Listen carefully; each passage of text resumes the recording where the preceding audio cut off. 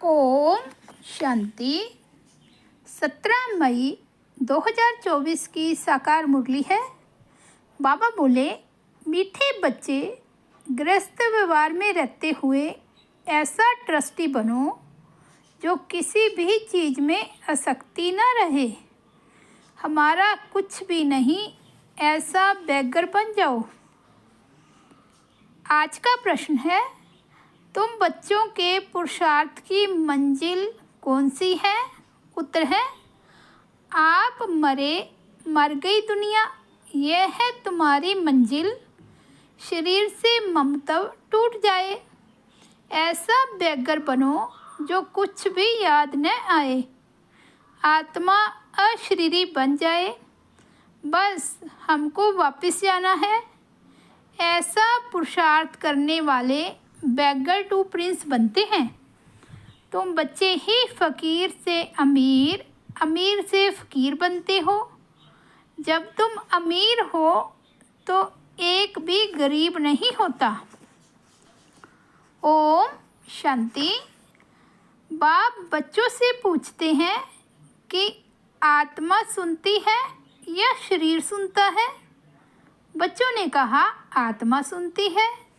बाबा कहते, आत्मा सुनेगी जरूर शरीर के द्वारा। बच्चे लिखते भी ऐसे हैं, फलाने की आत्मा बाप दादा को याद करती है। फलाने की आत्मा आज फलानी जगह जाती है। यह जैसे आदत पड़ जाती है। हम आत्मा है क्योंकि बच्चों को आत्म अभिमानी बनना है। जहाँ भी देखते हो, जानते हो आत्मा और शरीर है और इनमें है दो आत्माएं। एक को आत्मा और एक को परमात्मा कहते हैं।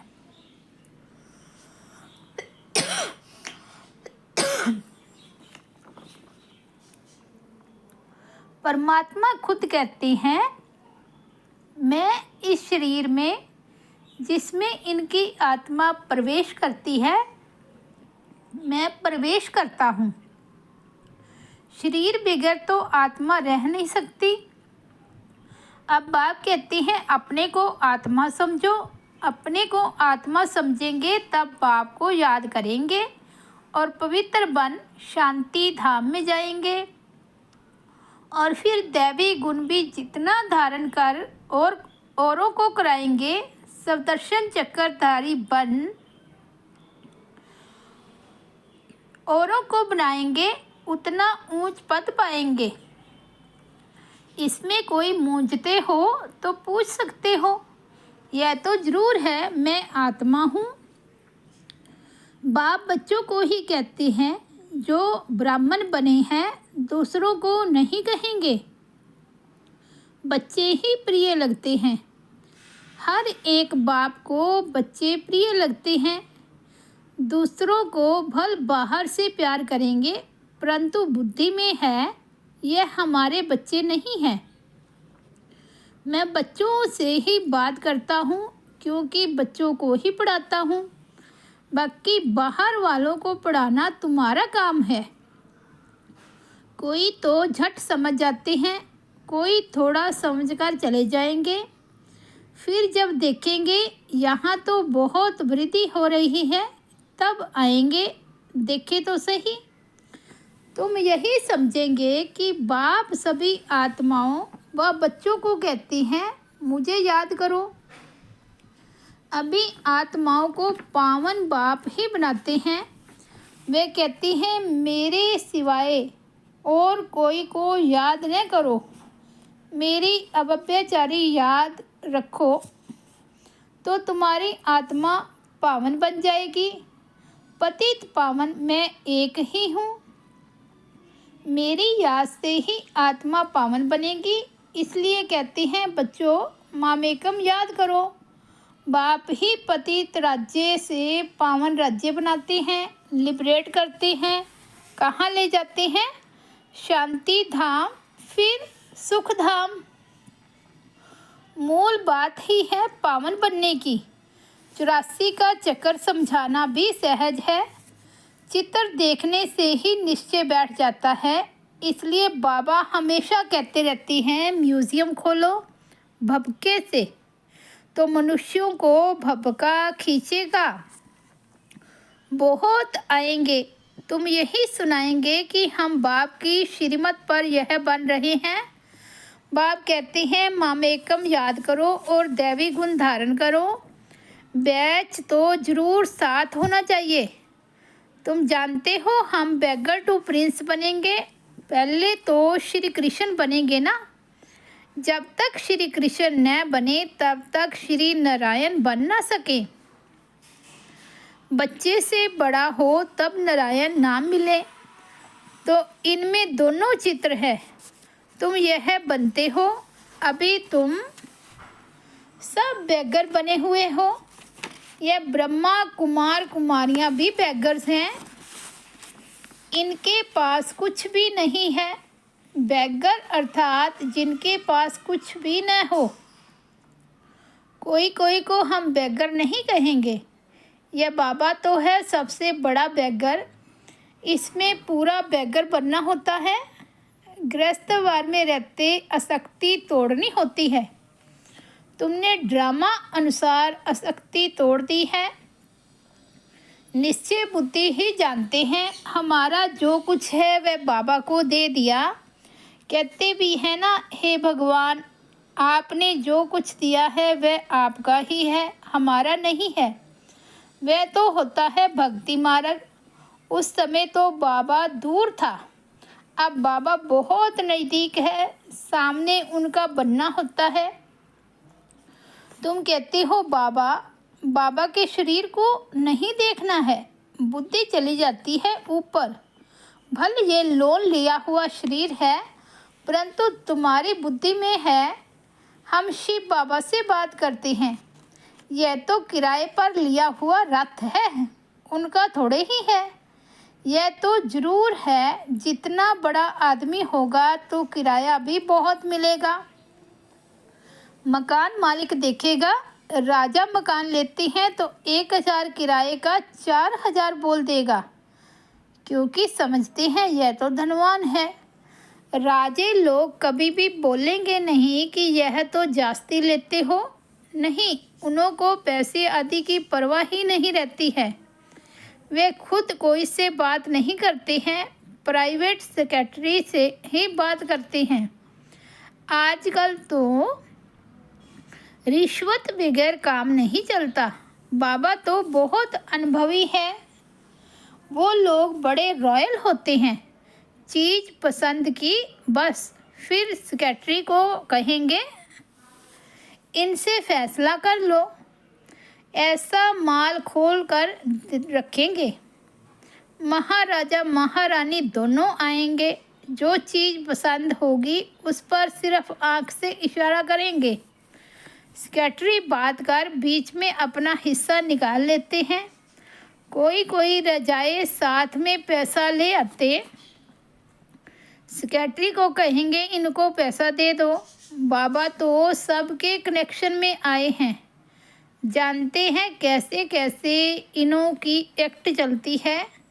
जैसे राजाओं के पास खजांची रहते हैं वैसे यहाँ भी शिव बाबा का खजांची है।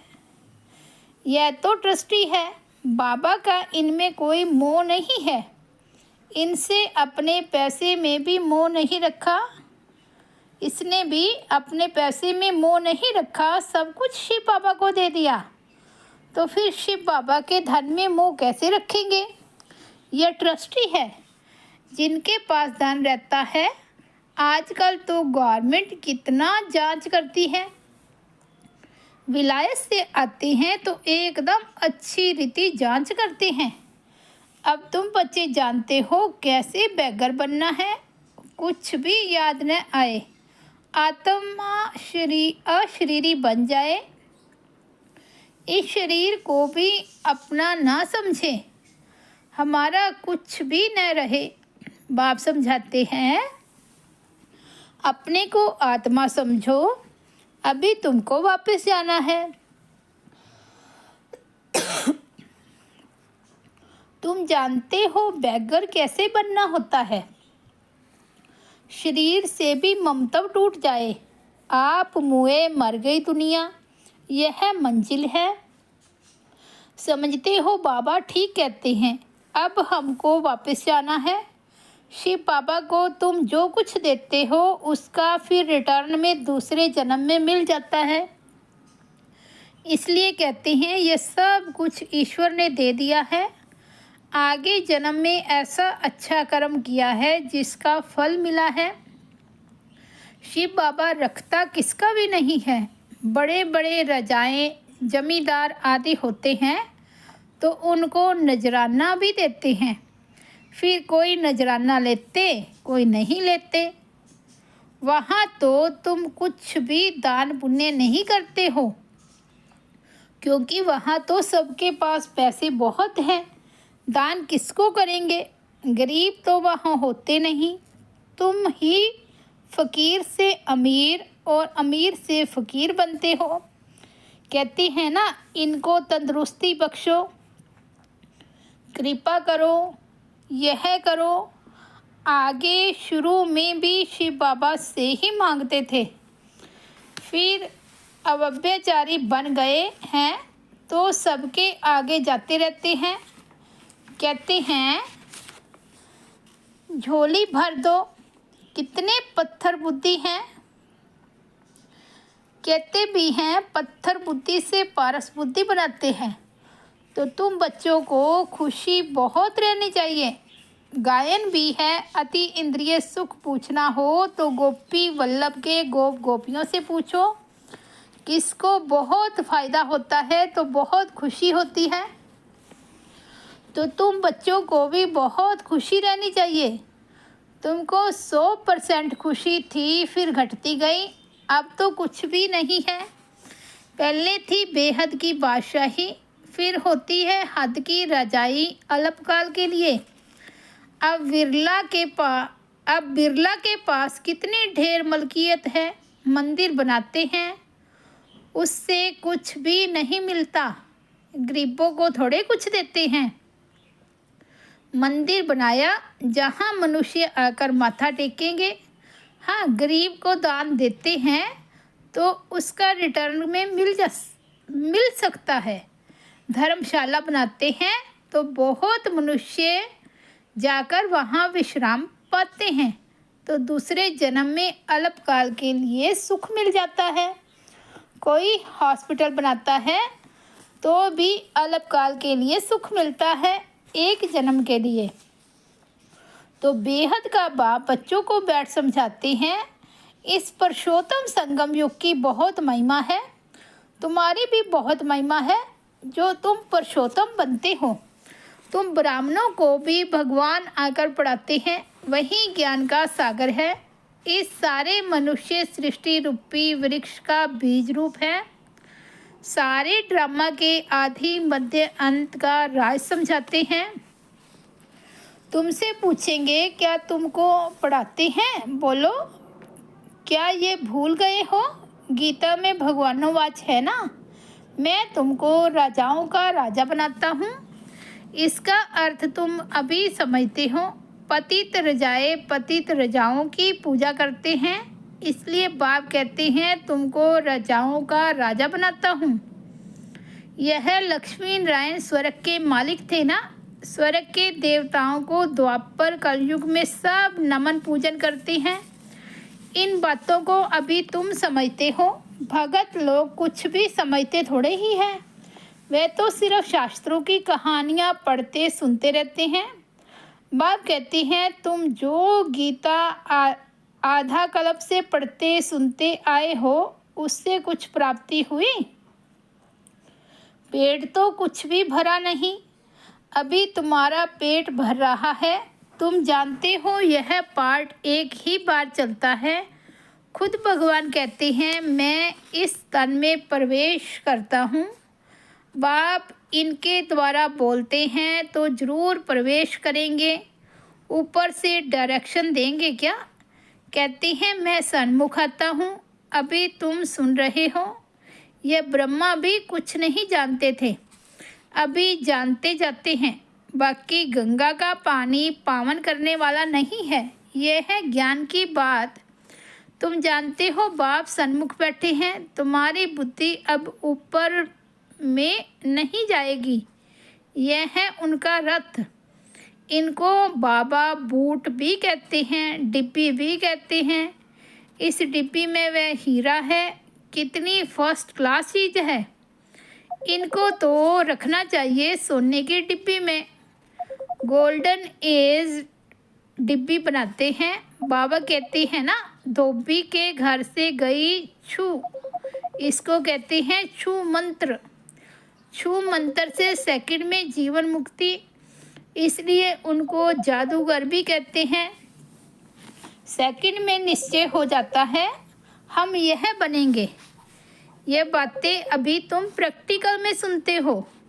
पहले जब सत्यनारायण की कथा सुनते थे तो यह समझते थे क्या? उस समय तो कथा सुनते समय विलायत, स्टीमर आदि याद आता रहता है। सत्यनारायण की कथा सुनकर फिर मुसाफरी पर जाते थे, वे तो फिर लौट आते थे। बाप तो कहती हैं तुमको फिर इस छीछी दुनिया में लौटना नहीं है।